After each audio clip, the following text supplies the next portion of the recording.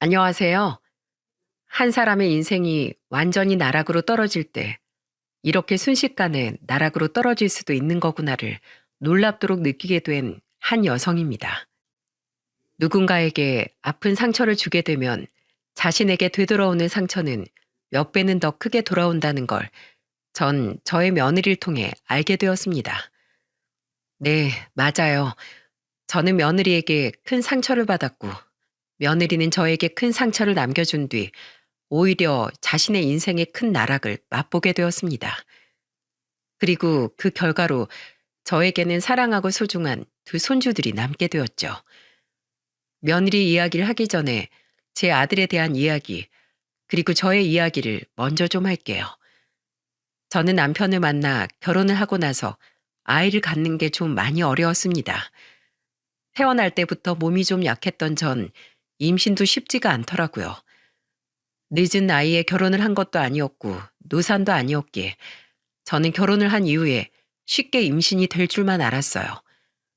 하지만 그건 저의 큰 착각이었습니다.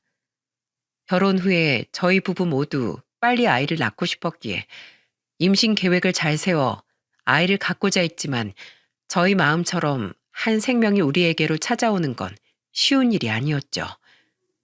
그러다 어렵게 임신을 하게 되었고 저는 뱃속에 품게 된 아이를 위해서 정성스럽게 태교를 하고 열심히 아이를 낳을 준비를 하고 있었습니다. 하지만 거의 막달이 되어 아이는 유산되고 말았고 그때 그 좌절감은 이루 말할 수 없이 컸습니다. 어렵고 힘들게 찾아와 준 아이가 또 이렇게 허무하게 빛을 보지 못한 채 떠나버리고 나니 모든 의욕이 다 사라졌어요. 그래서 그 뒤로는 아이를 또 낳을 생각도 하지 않고 그냥 이대로 남편하고만 살 생각만 가지고 우울하게 지냈죠. 근데 아무리 생각해도 우리 부부에겐 아이가 필요하고 저는 제 남편과 저를 닮은 아이를 꼭 키우고 싶더라고요. 그래서 다시 한번 용기를 내서 임신을 시도했습니다. 하지만 역시 임신 체질이 아니었던 전 실패를 거듭했고 그 이후로도 기적적으로 2번이나 임신을 더했지만 그때도 역시나 아이들을 모두 유산할 수밖에 없었어요. 한 번도 아니고 2번, 3번까지 이 좌절이 계속되니 이때는 진짜로 일어설 힘이 없더라고요. 내가 과연 임신이라는 걸 할 순 있는 걸까? 내 남편과 날 닮은 자녀를 낳을 순 있는 걸까 싶어 모든 희망이 다 사라지는 듯 했죠. 그래서 그때부터는 아예 자포자기하는 심정으로 아이는 내 인생에 없다라고 단정지어 생각하고는 남편도 저도 포기하고 그냥 둘이 행복하게 살 생각으로 지내고 있었어요. 아이가 없는 대신에 강아지라도 키워보자 싶어 강아지도 2마리나 한꺼번에 분양을 받아서 키우며 자녀에 대한 간절함과 아쉬움을 달래며 지내고 있었습니다. 근데 강아지를 통해서라도 아이에 대한 간절함을 채워보고자 했던 우리 부부의 마음이 하늘에도 전해졌는지 정말로 생각지도 못하게 또 한 번의 생명이 우리에게 찾아왔고 그때는 계획도 어떠한 노력도 전혀 없었던 때였기에 우리가 느낀 감격과 기쁨은 이루 말할 수 없이 더더욱 컸습니다. 그렇게 기적적으로 찾아온 아이는 다행히도 뱃속에서 잘 버텨주었고 드디어 그렇게 바라고 바라던 아이를 제 품에 안을 수가 있었죠. 꼬물거리는 그 아기를 제 품에 안았을 때 느꼈던 그 감촉과 무게를 전 지금도 잊을 수가 없어요. 그만큼 너무 소중했고 너무 귀했습니다. 그리고 저희 남편도 너무나 기뻐했죠. 여보, 진짜 고생 많았어. 정말 고생 많았다, 우리 마누라. 너무 예쁘다. 우리 아들 너무 예뻐. 눈, 코, 입이 다 우리 마누라 닮았네. 다행이야. 우리 마누라 닮아서 눈도 예쁘고 코도 예쁘고 입도 예쁘잖아. 고마워, 여보. 나한테 이렇게 좋은 선물을 안겨줘서 고마워. 남편은 저와 아이를 보자마자 너무나 감격해 눈물까지 흘렸고 연신 저한테 고맙다며 저를 꼭 안아주었어요. 이때만큼은 정말 세상 누구도 부럽지 않았고 세상에서 제가 제일 행복한 사람이었죠. 그렇게 귀하게 낳은 제 아들이 우리에게는 기적이나 마찬가지였고, 우리 아들은 그 뒤로 우리에게 또 다른 행운을 주었고, 아들을 낳은 이후에 우리에게는 또 다른 생명이 찾아와 둘째 딸까지 낳을 수 있었습니다. 정말 행복했어요. 아이들을 보면서 사는 우리 부부의 즐거움은 너무나 컸죠. 게다가 너무나 고맙게도 우리 애들은 사고 한번 치지 않는 착하고 효심 깊은 아이들로 잘 자라주었어요. 아들은 아들대로 의젓했고 딸은 딸대로 애교가 많았습니다. 그래서 저희 가족은 서로가 서로에게 친구처럼 정말 잘 지냈어요.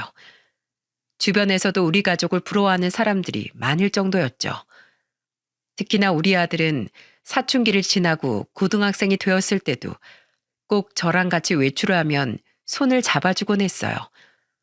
보통 아들들은 무뚝뚝하고 밖에서 엄마랑 같이 다니는 걸 창피해하는 애들이 많은데 우리 아들은 정말 달랐고 특별했죠. 그래서 한 번은 우리 아들의 생각이 너무 궁금해서 아들이 고등학생일 때 한 번 물어본 적이 있었습니다. 아들, 넌 엄마랑 이렇게 손잡고 팔짱 끼고 다니는 거 안 창피해? 내 주변 엄마들은 아들들이 자기랑 같이 밖에 나가는 것도 귀찮아하고 싫어한다면서 막 엄마 보고 부럽다고 그러더라. 우리 아들은 한 번도 그래 보질 않아서 난 이게 당연한 건 줄 알았는데 주변 엄마들이 그렇게 날 부러워하더라고. 자기네 애들은 자기를 창피한다나 뭐라나? 그래서 같이 나가도 꼭 멀찌감치 떨어져서 다니는 애들도 있대. 아들은 엄마가 안 창피해? 이렇게 다 커서 손잡고 다니는 거 좋아? 당연하지. 그런 말이 어딨어. 난 엄마랑 데이트하는 게 제일 재밌는데. 솔직히 동생이랑 다니는 건 좀 낯간지럽고 어색하긴 한데 난 엄마랑 다니는 건 재밌어. 난 엄마가 할머니가 돼도 평생 같이 손잡고 다닐 거예요. 그러니까 엄마가 나 창피하지나 마요. 아휴, 우리 아들을 내가 왜 창피해. 이렇게 든든하고 멋진 아들인데. 그런 아들이 어느덧 커서 어느샌가 며느리 될 아이를 데리고 왔더라고요. 며느리는 광고회사에 다니는 아이였는데 직장도 반듯하고 성격도 털털하니 괜찮은 아이였어요. 우리 부부한테도 적당하게 잘하는 게 똑 부러지는 아이구나 라는 생각이 들더라고요. 그래서 그 둘의 결혼을 허락하고 남편과 전 서울에 집을 하나 해줬습니다. 물론 엄청 좋은 집까진 해주지 못했지만 그래도 나름 둘이서 신혼살림 차려서 살만한 집 정도는 해줬어요. 아들이 결혼하고 나서도 저희는 자주 왕래를 하며 지냈고 그때마다 며느리와도 아무 문제 없이 잘 지냈죠. 며느리와 전 너무 가깝지도 그렇다고 너무 멀지도 않은 그냥 평범한 고부지간이었습니다. 그래서 저도 며느리에 대해 딱히 큰 불만도 큰 바람도 없이 잘 지내는 편이었어요. 그렇게 안정적으로 아들이 가정을 꾸려 잘 사는 모습을 보며 지내고 있던 평범한 때 저에게 아주 큰 시련이 찾아오게 되었습니다. 그건 바로 갑작스러운 남편의 죽음이었죠. 남편은 원래 심장이 좀 안 좋은 편이었는데 이게 화근이 되었던 것 같습니다. 그래도 나름 건강관리하며 잘 지내고 있다고 생각했는데 어느 날 갑자기 심근경색으로 남편이 쓰러지게 되었고 그 길로 남편을 영영 볼 수가 없었습니다. 원래부터 남편 쪽엔 가족력이 좀 있었는데 남편은 그걸 잘 지나가는 듯 하다가 갑작스럽게 맞이를 하게 되었어요. 원래 심근경색이라는 게 소리 없이 찾아오는 무서운 병이라곤 하지만 저는 이렇게 갑작스럽게 남편을 보내게 될 줄은 꿈에도 생각을 못했어요. 그때 남편 나이가 57세였는데 아직 죽기엔 너무나 이르고 아까운 나이였기에 남편을 잃은 슬픔은 저에게는 더더욱 컸습니다. 게다가 평생 저에게 다정하고 저만 바라보며 살았던 사람이었기에 그 소중한 인연을 떠나보냈다는 슬픔이 너무나 커 남편을 보내는 장례식장에서 정말 실신을 할 정도로 많이 울었어요. 우리 딸도 옆에서 같이 우느라 우리 둘은 거의 무슨 정신으로 그 장례를 치렀는지 모르겠어요. 근데 그때 중심을 딱 잡고 침착하게 모든 장례를 마친 것이 바로 우리 아들이었습니다. 아들은 모든 장례 절차를 보내면서 눈물 한 방울 흘리지 않았어요. 그리고 담담하게 모든 상황들을 정리하고 우느라 지친 저와 제 딸을 돌보며 끝까지 장남 노릇을 했죠. 얼마나 덤덤하게 장례를 치르는지 저희 딸이 아들한테 이런 말까지 하더라고요. 오빠는 아빠가 돌아가신 게 슬프지도 않아? 어떻게 그렇게 미련 하나 없는 사람처럼 눈물 한 방울 안 흘릴 수가 있어? 난 이렇게 슬픈데 벌써부터 우리 아빠가 너무 보고 싶은데 오빠 진짜 매정한 거야? 아니면 냉정한 거야? 나라도 정신 차려야지. 나까지 아빠 돌아가신 거 슬퍼만 하면 아빠는 어떻게 보내드려? 넌 마음껏 슬퍼해. 누군간 울고 또 누군간 아빠를 잘 보내줘야 아빠도 기분 좋게 마지막 가시지. 넌 지금 네 역할을 하고 있는 거고 난 내 역할을 하고 있는 것뿐이야. 오빠.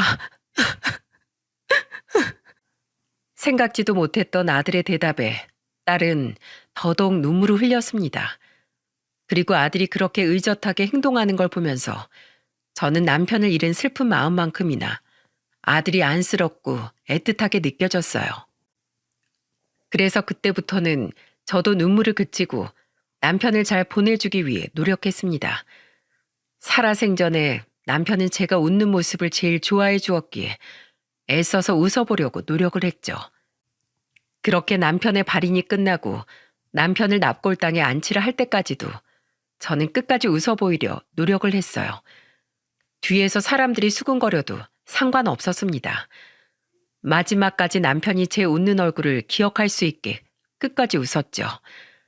제 딸은 장례가 끝날 때까지 울었고 마음껏 아빠의 죽음을 슬퍼했습니다.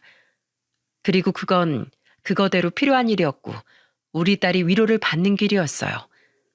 하지만 우리 아들은 남편이 안치될 때까지도 눈물을 흘리지 않았죠. 슬픈 기색 하나 없어 보였습니다. 제 속이 아닐 텐데도 말입니다.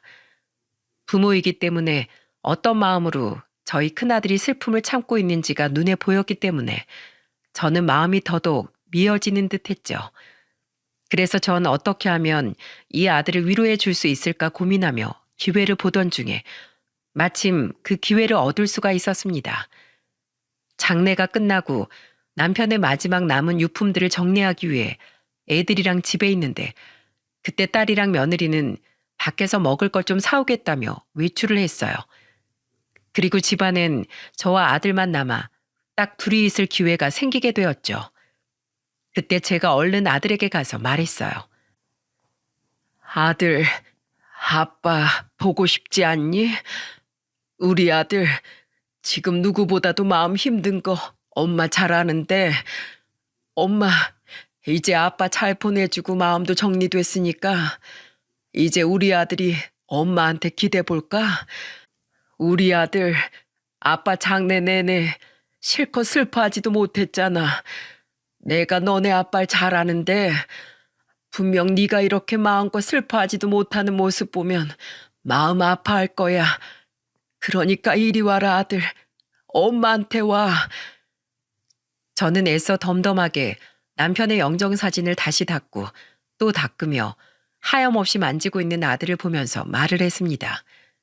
그리고 그제서야 우리 아들은 마음껏 슬퍼할 수 있었죠. 엄마, 나 아빠가 너무 보고 싶어. 아빠가 너무 그리워. 왜 그렇게 갑자기 떠나신 거래? 왜? 너무 보고 싶다 진짜. 나 아직 아빠한테 효도도 다 못했는데 아빠가 좋아하는 낚싯대도 사다 놓고는 바쁘다면서 주지도 못했어. 나 같은 불효자가 어딨어. 엄마, 나 아빠가 너무 보고 싶어. 이제 어떻게 살아? 아빠 보고 싶어서 어떻게 사냐고. 아들은 정말 어떻게 참고 있었던 건지 그 자리에서 수도꼭지를 튼 것 마냥 눈물을 펑펑 흘려가면서 소리를 질렀습니다. 그 마음에 얼마나 한이 맺혔으면 흐느끼는 정도가 아니라 거의 오열을 하며 울더라고요. 그 속이 얼마나 문드러졌을까 싶은 마음에 저 역시도 아들을 품에 안고는 한참을 울었습니다. 그제서야 아들은 제 품속에서 어린 아이 마냥 소리내서 울었고 아들이 고개를 받고 운 제 어깨는 아들의 눈물로 가득 찰 수밖에 없었죠. 이만큼 우리 큰아들은 속이 깊은 녀석이었습니다. 그리고 책임감이 강한 아이였어요. 장례 동안엔 어떻게든 장례를 치르고 저와 딸을 돌봐야 했기에 눈물 한 방울 흘리지 않고 중심을 잘 지키다가 모든 것이 다 끝나니 이렇게 한순간에 무너져 버리고 말았죠. 하지만 우리 아들은 그만큼 또 강하기도 했기에 그날 그렇게 제 품에 안겨 5살 먹은 아이처럼 펑펑 운 이후론 다시 의젓한 제 첫째로 저의 아들로 돌아왔습니다. 그리고 그 이후부터는 자기가 아빠 몫을 대신해야 한다며 가장 노릇을 했습니다. 아들은 수시로 저한테 전화를 해서 제 안부를 물었고 하루에 꼭 3번 이상은 전화를 할 만큼 절 많이 챙겼습니다. 주말엔 거의 저와 함께 시간을 보내기 위해 며느리와 같이 찾아오기도 했고요. 그 뒤로 아들은 일부러 손주들도 저와 많은 시간을 보내게 해주면서 그렇게 제가 외롭지 않게 신경을 많이 써주었답니다. 그렇게 또 몇 년의 시간이 흘렀어요. 다행히 저는 남편 없는 삶에 잘 적응을 했고 우리 모두가 다 남편 없이 잘 지내고 있었죠. 근데 그러다 생각지도 못하게 이번엔 저한테 또 다른 시련이 찾아왔어요. 그건 바로 저의 건강 문제였는데요. 평소에 당뇨를 앓고 있던 저는 몸이 더 안 좋아지게 되었고 당뇨 수치가 확 올라가게 되면서 합병증까지 나타날 수 있다는 의사의 소견을 받고 나서는 각별히 건강에 주의를 해야 했습니다. 당뇨 약까지 챙겨 먹어야 하는 수준이 된 저를 알고 나선 건 제 아들이었어요. 몸이 안 좋아 병원에 간 것도 아들과 함께 간 거였기에 검사 결과 역시 아들과 함께 들었던 건데 제 건강의 적신호를 들은 아들은 그때 큰 결심을 했던 것 같습니다. 왜냐하면 며칠 뒤에 제가 생각지도 못했던 제안을 하나 저에게 해왔거든요. 아들이 저에게 제안한 건 놀랍게도 같이 살자는 거였어요. 제가 혼자서 집에 있는데 아들 녀석이 다짜고짜 찾아와 하는 말이라 전 깜짝 놀랐어요. 엄마 지금 건강 많이 안 좋아졌잖아요. 앞으로 병원 다니면서 엄마 계속해서 검사도 받고 치료도 해야 하는데 이참에 서울로 이사 와요. 나 안 그래도 아빠 돌아가시고 나서 엄마 혼자서 청주에서 지내는 거 걱정됐는데 잘 됐어. 이번 기회에 같이 올라가서 우리랑 같이 살아요. 뭐? 아니 네 마누라는 어쩌고? 와이프하고도 얘기된 거야? 예, 시어머니랑 같이 살고 싶어하는 며느리 몇 없어. 그게 얼마나 힘든 일인데 서로한테 다 힘든 이야기야. 근데 나 아픈 시어머니 반기는 며느린 더 없다. 엄마 그냥 여기에서 혼자 살게. 혼자 지내도 충분해. 그리고 서울 갈 때마다 네 동생도 나오는데 뭘. 그렇다고 걔가 지금 엄마랑 같이 사는 것도 아니잖아요. 자기 일하느라 바쁜 앤데. 그러니까 엄만 나랑 같이 살아요. 와이프한테도 다 이야기했어. 그 사람도 그렇게 하자고 얘기 다 마쳤으니까 엄마는 그냥 몸만 오면 돼요. 이 집도 그냥 다 팔고 집으로 가요. 나랑 같이 지내요. 저는 아들의 말에 깊이 고민이 되었습니다. 그래서 생각을 해보겠다고 하고서 며칠을 고민을 하며 지냈죠. 한참 고민을 하고 있는데 이번엔 며느리한테 전화가 왔더라고요. 그리고 며느리의 말에 저는 결정을 내릴 수 있었습니다. 어머님, 아범한테 얘기 다 들었어요. 왜 고민하세요? 저 불편할 거 하나도 없어요. 아범이 어머님 걱정을 많이 해요. 어머님 건강 챙겨드려야 하는데 저희 집으로 들어오는 거 망설이셔서 어떻게 해야 할지 모르겠다고요. 아범이 아버님 그렇게 돌아가시고 나서 얼마나 슬퍼했는지 어머님도 아시잖아요. 이번엔 아무것도 못한 채로 어머님 돌아가시게 할 수 없다면서 아주 결심 크게 했어요. 그러니까 꼭 오세요, 어머님. 방 꾸며놓고 제가 기다릴게요. 저는 며느리의 이 전화를 통해서 고맙게도 며느리도 날 많이 생각해 주는구나 싶어 이 기회에 그 집으로 들어가서 우리 손주들이랑 시간도 많이 보내고 또 아들 부부 둘 다 밖에서 일하는데 아침이라도 내가 잘 차려주자 싶은 마음에 그 집으로 들어가게 됐습니다. 당연히 제가 살고 있던 집은 처분을 했어요. 묵혀둔다고 해서 더 값이 오를 집도 아니었기에 바로 팔아버리고는 아들 집으로 들어갔죠. 그리고 제가 가지고 있던 돈은 아들네 부부에게 미안하기도 하고 또 조금이라도 제가 보탬이 되고 싶은 마음에 집값으로 받은 3억을 아들네 부부에게 주기로 했습니다. 그리고 그 3억을 보태 제 방까지 따로 쓸 수 있는 집을 구해 이사를 갔죠.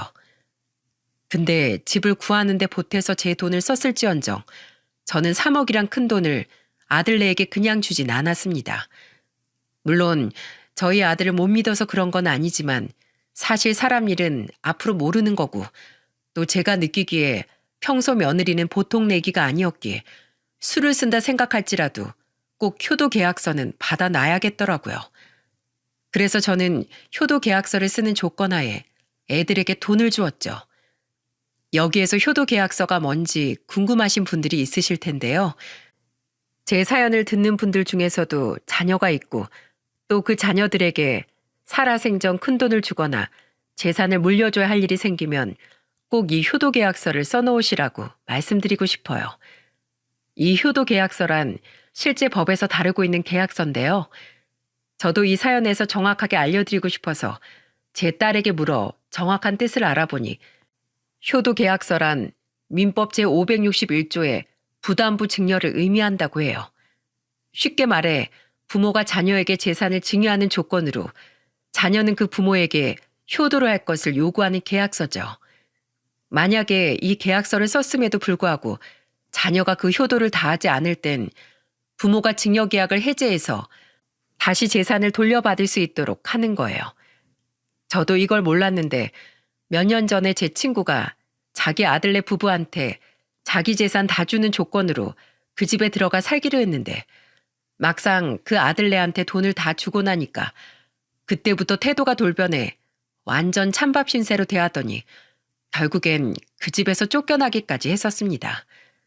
그 이후론 제 친구들 사이에서는 무조건 자식들한테 재산 물려주거나 큰돈 줄 땐 효도 계약서를 써야 한다며 막 이슈가 되었기에 저도 그걸 잘 기억하고 있었죠. 그래서 아들네에게 돈을 주는 조건으로 효도 계약서를 쓴 거였어요. 근데 그때 제가 효도 계약서 이야기를 꺼내면서 새 아파트를 구해 들어갈 돈으로 제 3억을 보태겠다고 하니까 처음에 우리 아들은 됐다고 거부를 하더라고요. 얘들아, 내가 생각을 해봤는데 지금 너네 집에 방이 없잖니? 내가 들어가 살려면 적어도 내 방 하나 작은 거라도 있어야 할 텐데 그러려면 이사를 가야 하지 않겠어? 그래서 말인데 내가 청주 집 한 돈이랑 니네 아버지 돌아가시면서 받은 사망보험금 좀 보태면 3억 정도 된다. 이거 내가 줄 테니까 그걸로 보태서 새 아파트 구해. 대신에 공짜로 주는 거 아니야. 너네 이용계약서라고 알아? 그거 쓰는 조건으로 줄 거다. 어때? 동의하니? 뭐? 효도계약서? 엄마, 자식이랑 부모 사이 간에 그런 계약서 쓰는 것 자체가 난 너무 웃기다. 그런 거 안 써도 내가 충분히 우리 엄마한테 효도할 거니까 걱정하지 마요. 그리고 그 돈을 왜 우릴 줘요? 그냥 그 돈 엄마가 가지고 있다가 필요할 때 써요. 우린 괜찮으니까. 우리 둘 다 돈벌이가 안 되는 것도 아니고 지금까지 모아놓은 돈이 있어서 그걸로 이사하면 돼요. 이 집도 팔면 어느 정도는 돈 나올 거고 하니까 엄마 신경 쓰지 말아요. 아들은 아예 그 돈을 저보고 가지고 있으라며 이야기를 했어요. 근데 역시나 며느리는 아니더라고요. 여보, 그래도 어머님이 보태주신다고 하는데 그걸 굳이 우리가 거부할 이유가 있을까? 어머님 안 그래요? 물론 그 돈 저희 안 주셔도 상관이 없지만 그래도 어머님도 저희 집에 그냥 맨몸으로 오기 미안하시니까 주려고 하시는 거잖아요. 차라리 그 돈 받고 어머님은 저희 눈치 보지 마시고 어머님 집은 충분히 생각해서 편하게 집에서 지내세요. 저흰 그 돈 받고서 어머님께 효도 열심히 하겠습니다. 효도 계약서도 얼마든지 쓸게요. 며느리는 저에게 효도 계약서까지 다 쓰겠다며 적극적으로 나섰고 저도 며느리 말대로 공짜로 이 집에 와서 사는 것보다 돈 주고 들어와 사는 게 훨씬 마음이 편했기에 바로 진행을 했습니다. 효도 계약서 내용은 이거였어요. 첫째, 아들 박도윤, 며느리 이진영은 나 김순희가 죽을 때까지 한 집에서 모셔야 한다. 둘째, 아들 박도윤, 며느리 이진영은 내 재산 3억으로 도박이나 주식 투자 혹은 유흥 생활을 금지한다. 셋째, 아들 박도윤, 며느리 이진영은 내가 아프더라도 끝까지 나를 모시며 봉양한다. 위 조건들을 위반할 시 김순희의 재산 3억은 곧바로 현금으로 반환한다. 이게 바로 계약서에 적힌 내용이었습니다. 우리는 지장까지 찍고 실제로 공증까지 다 받아놓고는 한 집 살림을 시작했어요. 결혼을 하고 나서 한 몇 개월까진 좋았습니다. 아무런 문제가 없었어요. 집도 좋은 곳으로 잘 이사를 갔기 때문에 아무 문제 없이 잘 지낼 일만 남았죠. 하지만 얼마 못 가 우리는 부딪히기 시작했고 제가 부딪힌 사람은 바로 며느리였습니다. 우리 아들은 저와 부딪힐 일이 없었어요. 처음에는 그냥 잘 지내는 듯 했어요. 근데 시간이 점점 지나면 지날수록 며느리의 실제 모습들이 나오더라고요. 그건 바로 며느리의 해도 해도 너무한 게으름이었습니다. 며느린 진짜 게을러도 그렇게 게으를 수가 없었어요. 일단 초반엔 제가 있으니까 좀 청소도 하고 밥도 하면서 여러 가지 노력들을 했던 것 같은데 사람 습관이 평소 살던 게 그렇게 어디 한순간에 바뀌는 게 쉽나요? 진짜 한두 달이 지나고 나니까 서서히 본 모습이 나타나는데 진짜 혀가 내둘러질 정도였습니다. 일단 기본적으로 이 며느린 씻질 않았어요. 물론 출근은 해야 하니까 머리는 감는 것 같은데 양치질도 안 하고 세수도 안 하고 화장도 안 지운 채로 그냥 거의 일주일 내내 화장한 거에다 더 덧칠해서 다니는 지경이었죠. 근데 그거야 뭐 본인이 혼자서 불편한 거니까 그것까지 제가 터치하진 않았습니다. 문제는 집안일 하나도 하지 않는다는 거였어요. 설거지부터 시작해서 빨래고 뭐고 며느리 손에 거치는 건 단 하나도 없었고 오로지 제 아들이 혼자서 이 모든 걸 다 하고 있었더라고요. 심지어 며느린 애들 밥도 안 차려줬기 때문에 역시나 그것도 제 아들이 다 해줬는데 그동안 며느린 뭐 하고 있었는지 아세요? 소파 아니면 침대에 들어누워선 하루 왼종일 일어나질 않았어요. 거기에 또 군것질까지 좋아하느라고 소파나 침대 위에서 과자 먹고 아이스크림까지 먹는데 그걸 죄다 흘리면서도 치우는 법이 없더라고요.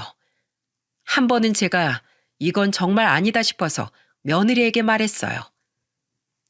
예, 아가, 넌 어쩜 집안일을 하나도 안 하니? 너네 둘 다 맞벌이면 집안일도 같이 해야 하는 거 아니야? 내가 진짜 시집살이 시키고 싶지 않아서 혹여나 네가 불편해할까 봐 말을 좀 아껴보려고 했는데 이건 정말 아닌 것 같다. 얼른 들어가서 좀 씻고 나와서 저녁 차리는 거라도 돕고 거실이랑 방들 청소기라도 좀 돌려. 저는 처음으로 이렇게 며느리에게 말을 했습니다. 근데 그 뒤에 돌아오는 말이 뭐였는지 아세요? 아마 다들 들으시면 깜짝 놀라실 거예요. 어머님, 저 이러고 30년을 넘게 살았는데 어떻게 그걸 한순간에 고쳐요. 그리고 살림은 저보다 아범이 더 잘해요. 그래서 그냥 맡기는 거니까 간섭하지 마세요. 뭐라고? 예, 네 꼴을 좀 봐라. 지금도 하도 안 씻어서 냄새가 여기까지 나. 그리고 애들이 집에 들어오면 엄마가 밥도 좀 차려주고 아니면 설거지라도 해주면서 애들 신경도 써주고 해야지. 그렇게 무심하게 누워만 있는 사람이 어딨어? 아, 진짜 어머님, 제가 알아서 할게요. 저희 부부는 지금까지 제가 이렇게 살아도 아무 문제 없이 잘 살았고 우리 애들도 제가 여기 누워있으면 그냥 그러려니 해요. 어머님만 지금 요 한두 달 보고 이러시는 거잖아요.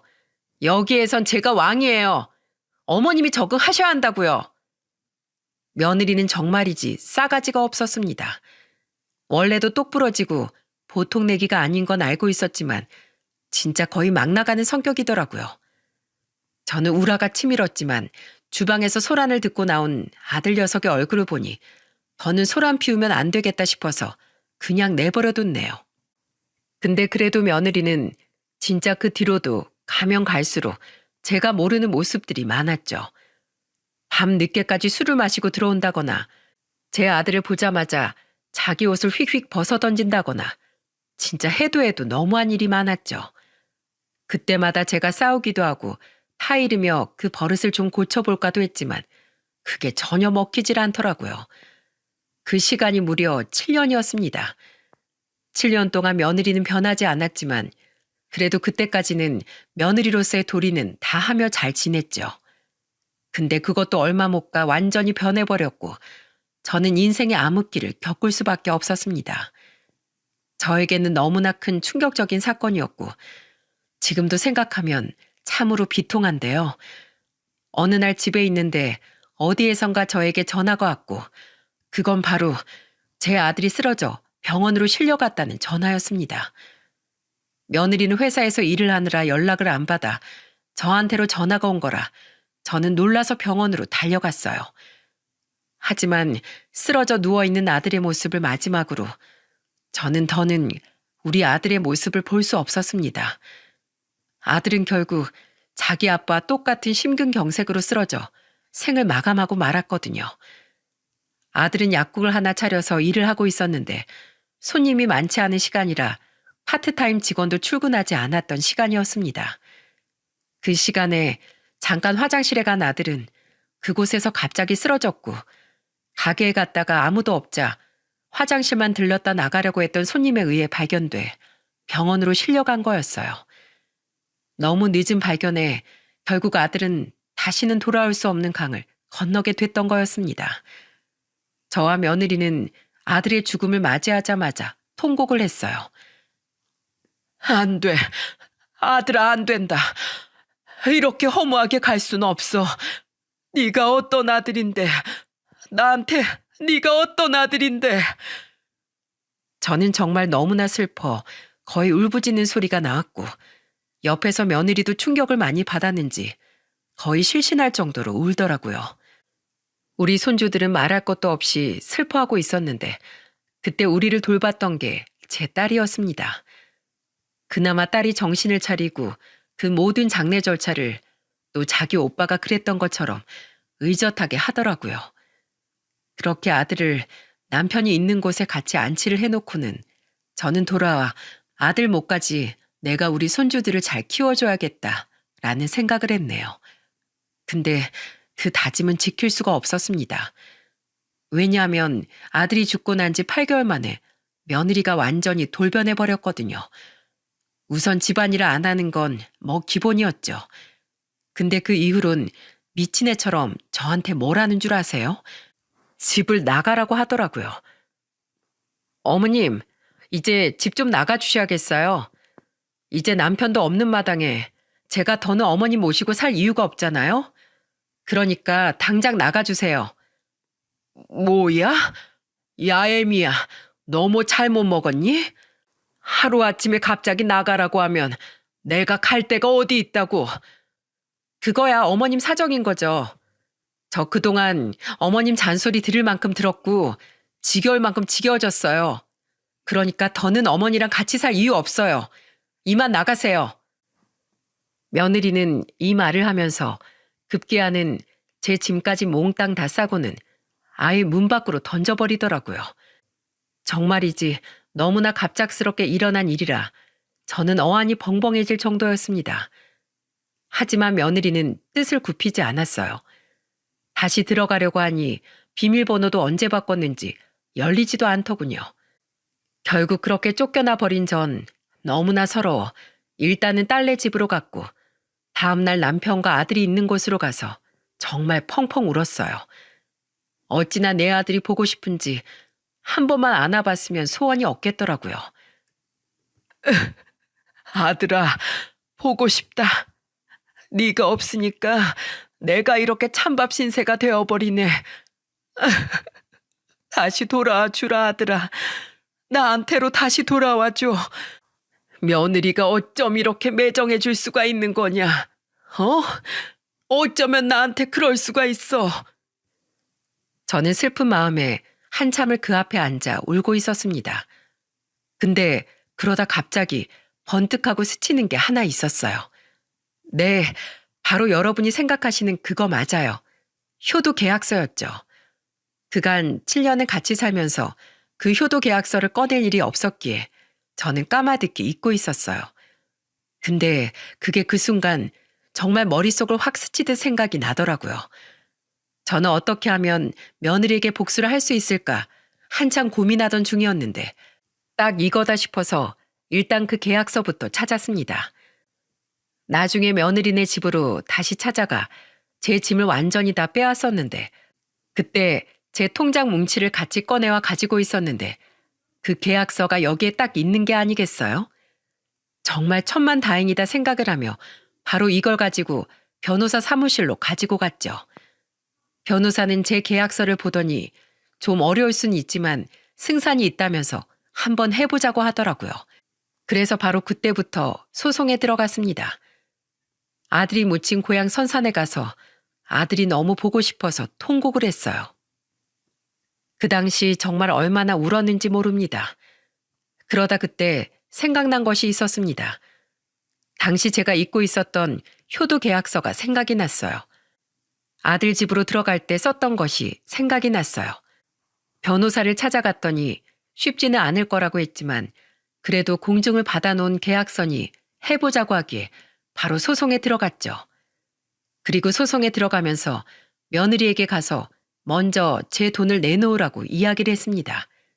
하지만 역시나 며느리는 뻔뻔하게 나오더라고요. 아니, 어머니, 지금 그게 몇 년 전 건데 이제 와서 꺼내가지고는 소송을 걸겠다고 하시는 거예요?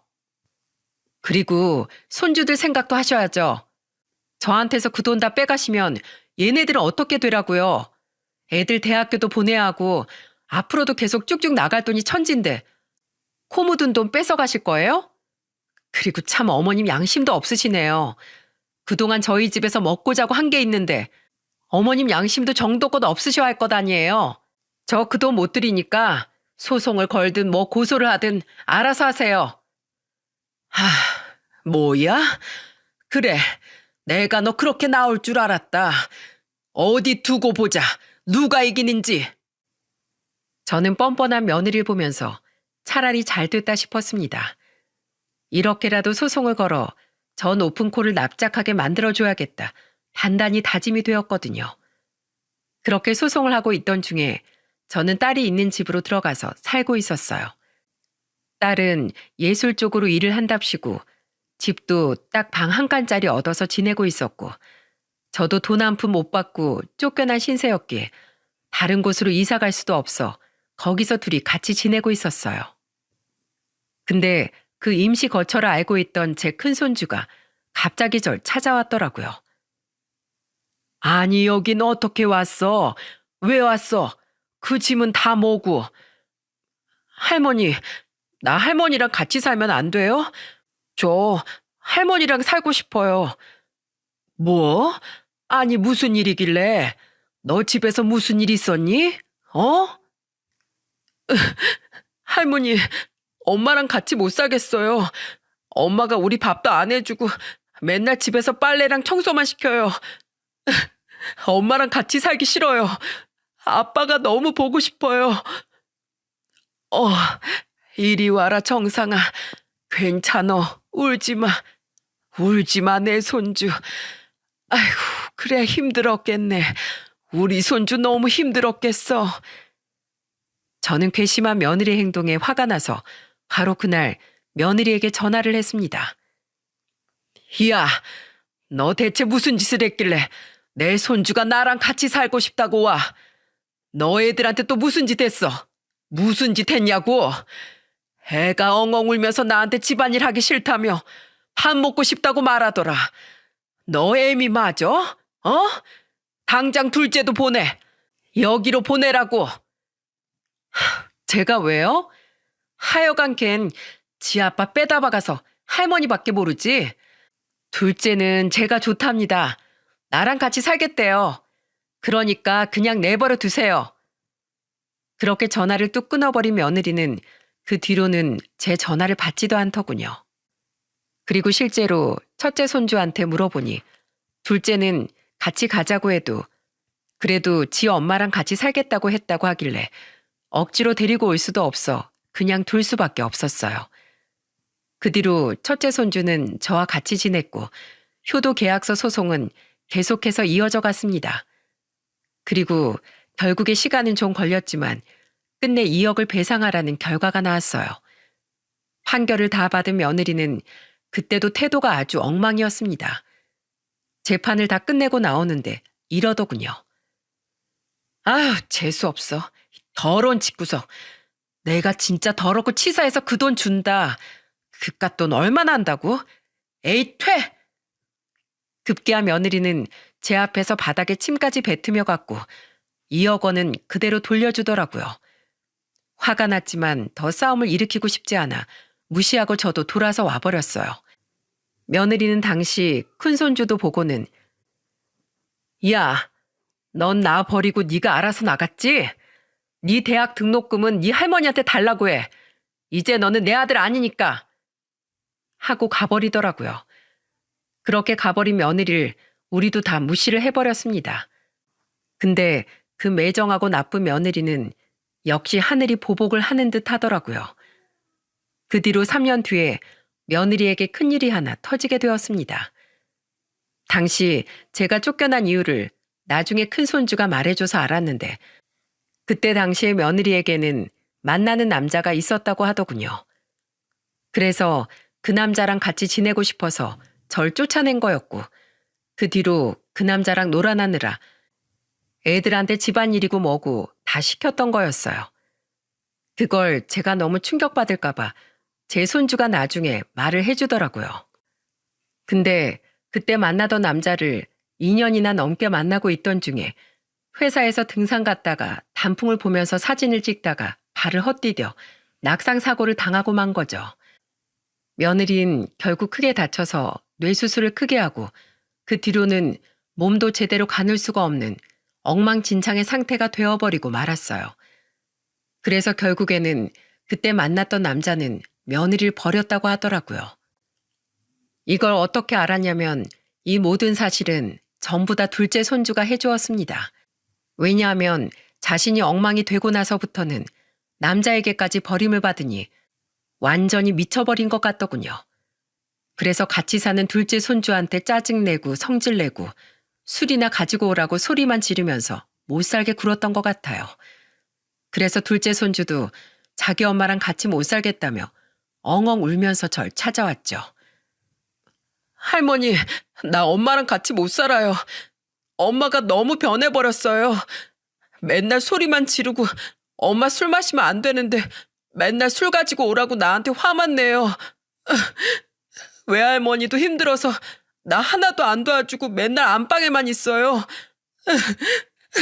나도 할머니랑 같이 살래요. 나 이제 엄마랑 같이 못 살겠어요. 작은 손주까지 이렇게 울면서 저를 찾아오는 걸 보니 저는 억장이 무너지는 것 같았습니다. 얼마나 애를 괴롭혔으면 애가 완전 반쪽이 돼서 저한테 돌아왔더라고요. 외할머니라는 사람은 애가 이 지경이 될 때까지 밥도 안 해먹이고 자기 딸만 쳐다보면서 한숨만 푹푹 쉬며 시간을 보내는 듯 했고요. 기가 막힌 상황에 저는 둘째 손주까지 받아줄 수밖에 없었습니다. 나중에 제가 둘째 손주 짐을 챙기러 그 집에 갔는데 며느리가 어눌한 목소리와 어눌한 행동으로 절 보자마자 이러더라고요. 당신이 여기 왜 와? 왜? 나한테서 돈 다 뺏어가고 내 자식들까지 다 뺏어갔으면서 여길 어떻게 찾아와? 내 손주 지키러 왔다. 왜? 당장 여기에서 내 손주 짐 다 빼갈 거니까 그렇게 알아. 뭐야? 이게 어디서 또 도둑질이야. 절대 안 돼. 절대 못 가. 급기야 며느리는 제 팔을 잡고는 어떻게 해보고 싶은데 제 몸이 안 따라줘서 힘든지 하염없이 흔들고만 있었습니다. 그걸 제 큰손주가 보더니 맞고는 이렇게 말을 했어요.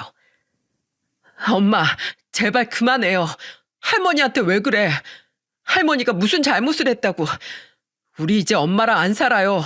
더는 못 살아. 그러니까 할머니한테 그러지 마요. 닥쳐. 너도 똑같아. 나쁜 것들. 이 나쁜 것들아. 어떻게 날 버려? 어떻게 너희가 날 버릴 수가 있냐고. 내가 누군데. 내가 니네 엄만데. 며느리는 첫째가 제 편을 드니까 그제서야 바닥에 주저앉아 대성통곡을 했습니다. 근데 그 모습을 보면서 한마디 해줘야겠더라고요. 그래서 처음이자 마지막으로 시어머니로서 말했죠. 얘 진영아, 네 지난 날을 돌아봐라. 네가 어떻게 했는지, 네가 내 아들한테, 얘네들한테, 그리고 나한테 어떻게 했는지 돌아봐. 네가 조금이라도 책임감을 가지고 네 남편이나 자식들이나 다 책임졌다면 지금 이런 사달은 안 일어난다. 그러니 앞으로 네가 뭘 잘못했는지 고이고이 생각하며 살아. 그리고 철저하게 후회하고 다시 돌이켜. 다신 그러지 않겠다고 다짐하고 새 인생 살라고. 그때까진 난 우리 애들 너 못 보여준다. 짐 챙기고 갈 테니 쉬어라. 어머니, 죄송해요. 잘못했어요. 제가 잘못했어요. 저 버리지 마세요. 아범도 없고 그 남자도 아픈 인간은 돈 많이 든다며 쓸모가 없다면서 저 버렸어요. 근데 이젠 애들까지 절 버리면 전 어떻게 살아야 하나요? 네? 어머님, 제발 저 좀 용서해 주시고 받아주세요. 어머니, 애들 데리고 가지 말아주세요. 너 정신 차리면 그때 보여줄 거야. 그러니 정신 바짝 차리고 멀쩡하게 와. 저는 매정하게 보일지 몰라도 똑부러지게 말하고는 애들을 데리고 나와버렸습니다. 그리고 그 뒤로 한 1년이 지났네요. 여전히 며느리는 아이들을 보러 오지 못하고 있어요.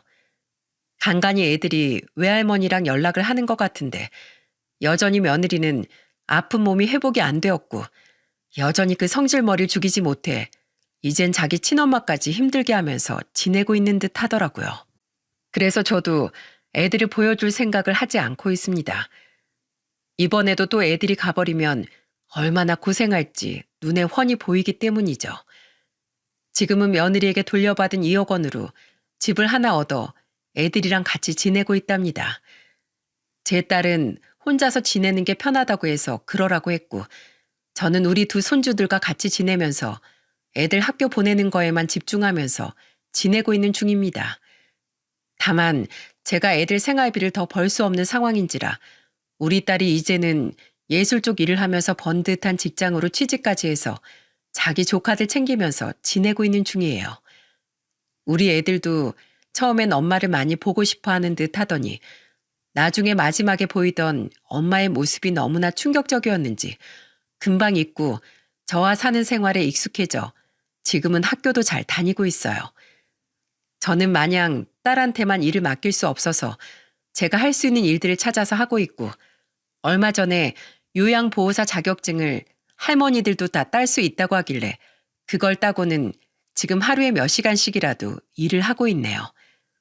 앞으로 우리 애들 대학 등록금도 내줘야 하고 장가도 보내야 해서 갈 길이 멀지만 그래도 우리 손주들과 함께 지내는 이 시간들이 저에게는 참 소중하답니다. 제 아들 대신에 제 두 손주들이 왔다고 생각을 해요.